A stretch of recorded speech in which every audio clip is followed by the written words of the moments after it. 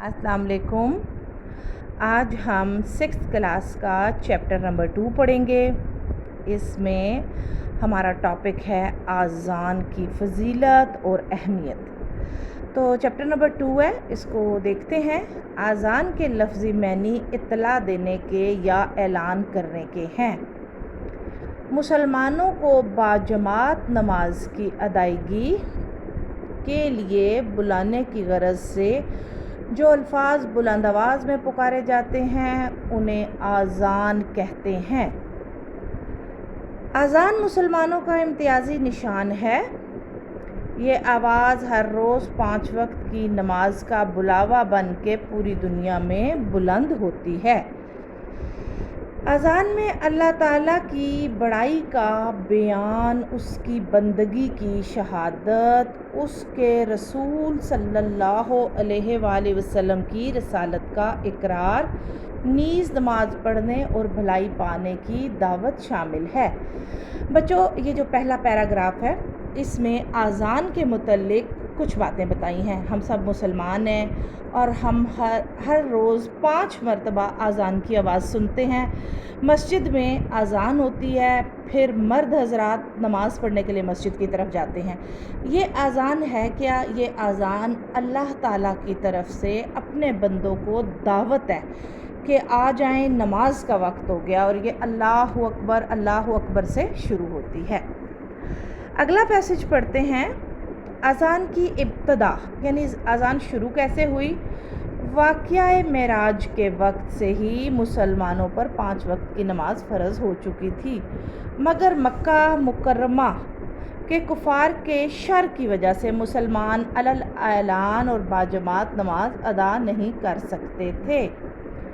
हिजरत के बाद जब बाजमात नमाज के लिए कैसे बुलाया जाए, ठीक है, ना कर सकते थे। हिजरत के बाद आप सल्लल्लाहु अलैहि वसल्लम मदीना मुनव्वरा तशरीफ़ लाए और मस्जिद नबवी की तामीर हो चुकी, तो ज़रूरत पेश आई कि मुसलमानों को जमात के लिए कैसे बुलाया जाए। तो आज़ान की इब्तदा इस तरह हुई कि हज़ूर पाक सल्लल्लाहु अलैहि वसल्लम जब मदीना तशरीफ़ लाए, उसके बाद मुसलमानों को बुलाने के लिए अज़ान की ज़रूरत ज़्यादा पड़ी। तो मुसलमानों ने फिर जो जिस चीज़ का उन्हें हुक्म आया हज़ूर पाक सल्लल्लाहु अलैहि वसल्लम को अल्लाह की जानिब से, वो आज़ान था। उस आज़ान पर मुसलमान नमाज़ पढ़ने के लिए मस्जिद की तरफ जाते हैं। मुसलमानों की ज़िंदगी में आज़ान को ख़ास अहमियत हासिल है। दुनिया में मौजूद मज़ाहिब में इबादत के लिए बुलाने के मुख्तलिफ़ तरीक़े हैं, जबकि मुसलमानों का तरीक़ा आज़ान मुनफरिद और यकता है।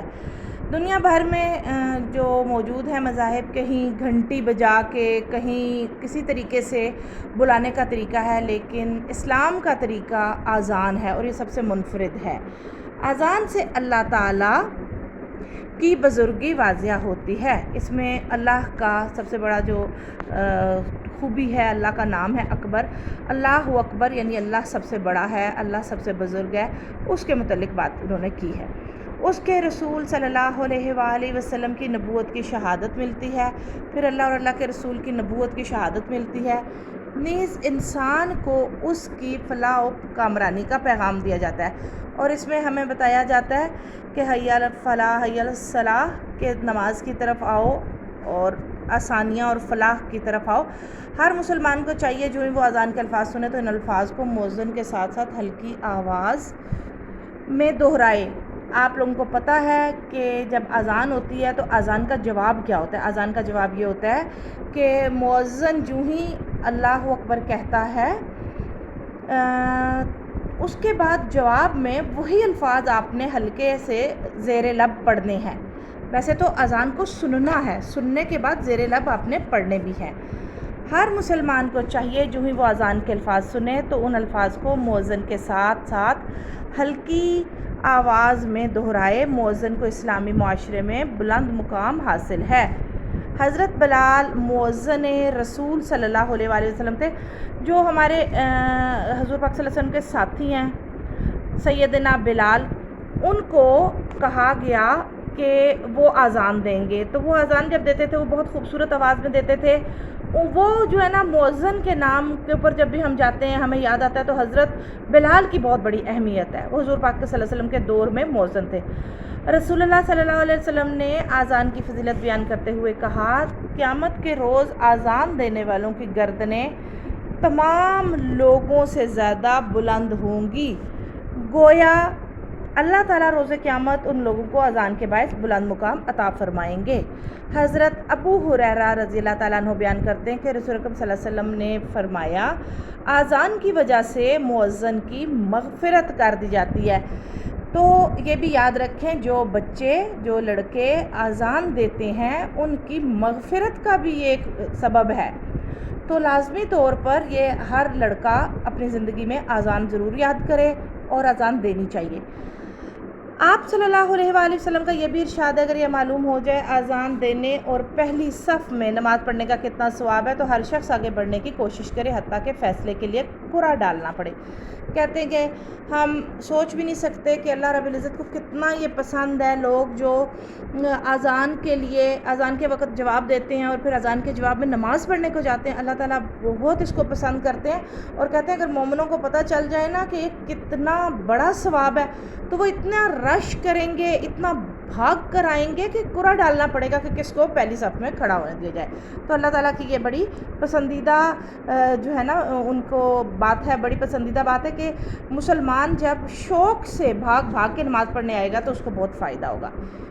ایک سچا مسلمان جب اذان کی آواز سنتا ہے تو فوراً اپنا کام اور کاج آرام چھوڑ کر مسجد کی طرف جانے کو تیار ہو جاتا ہے. جب بار بار اس کے کانوں میں اپنے رب کا یہ پیغام پہنچتا ہے تو اس کا ایمان مضبوط تر ہو جاتا ہے. اس کے دل میں اپنے رب کی عظمت ہمیشہ کے لیے بس جاتی ہے. اسے یہ یقین حاصل ہو جاتا ہے کہ اس کی فلاح نماز کی ادائیگی ہی میں ہے. اب اللہ تعالیٰ نے بتایا کہ جس شخص کو پتہ چل جائے کہ نماز کتنی بڑی نعمت ہے جو اللہ تعالیٰ کو بہت پسند ہے تو دنیا میں کوئی بھی بندہ نماز نہ چھوڑے, اور ایک سچا مسلمان تو کبھی چھوڑتا ہی نہیں. تو بچوں اگر آپ بچپن سے ہی نماز کی عادت ڈال لو گے تو یہ آپ کی ساری عمر کام آئے گی.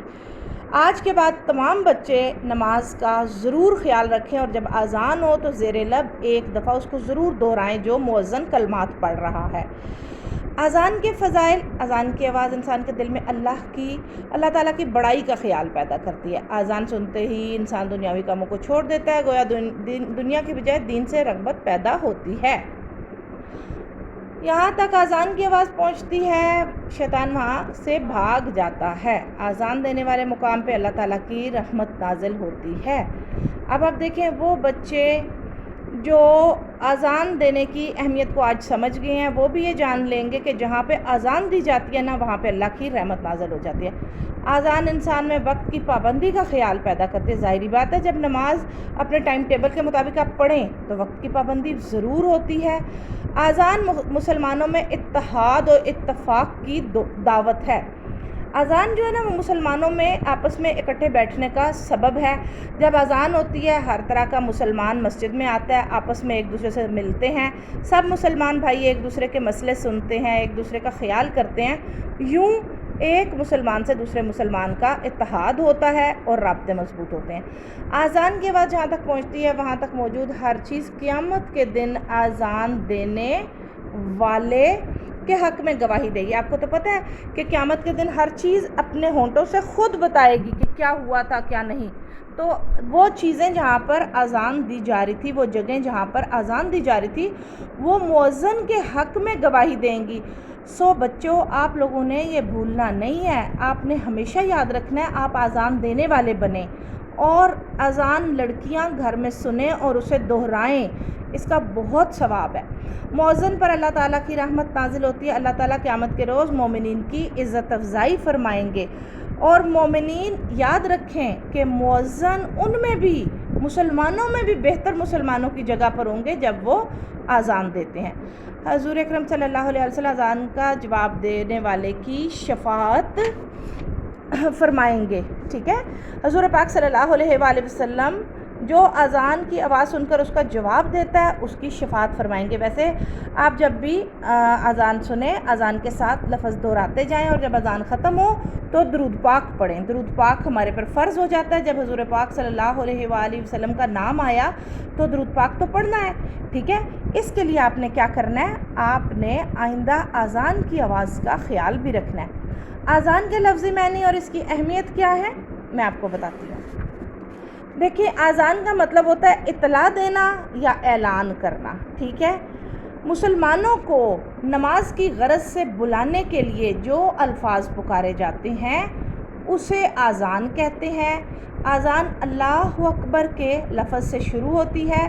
اس میں اللہ کی بڑائی، اس کی بندگی کی شہادت، رسالت کا اقرار اور نماز پڑھنے والوں کی بھلائی کی دعوت کا بتایا گیا ہے، ٹھیک ہے۔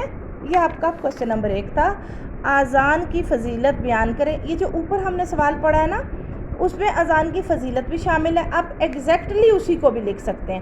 اذان کی ابتدا کیسے ہوئی، ٹھیک ہے بچوں۔ یہ دیکھیں